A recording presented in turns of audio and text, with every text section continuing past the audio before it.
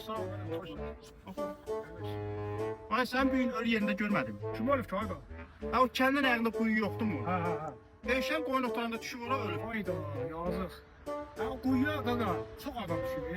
Heç olmasa sonra bir tədbir görmək lazım. Ha baba. Mən bir dənə yaxşı fikrim var. Dedim xəstəxana ilə danışmaq lazımdır. Ora bir dənə ambulans versinlər. Saxlasınlar quyunun yanında. Düşən olsa oradan götürüb gətirsinlər xəstəxanaya. O da yaxşı fikirdir amma nasıl da vaxt itirir. Mən başa düşsəndir. Xeyli vaxt gedir. Ondan sonra belə eləyək. Orada bir dənə xəstəxana düşər. Belə quyuya düşən kimi orada quyudan çıxar da xəstəxanaya aparar. Ən yaxşısı deyil mi? Xəstəxanaya salır. Buradan çıxdı ora gedir. O da yaxşı fikirdir. Prosta orada xəstəxana tikmək, eləmək. Xeyli pul lazımdır. Ən gözəl bilsən nədir?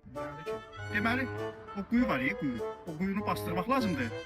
Xəstəxananın yanında bir dənə quyu qazmaq lazımdır. Oradan düşənlə oradan da qaldı xəstəxanaya aparmaq lazımdır. Dur rədd oldudan. Mən belə bayaqdan da kişi sözlə. Dur canım rədd. Ağalım ki. Mən bir şey deyim. Onda pul. Dur rədd.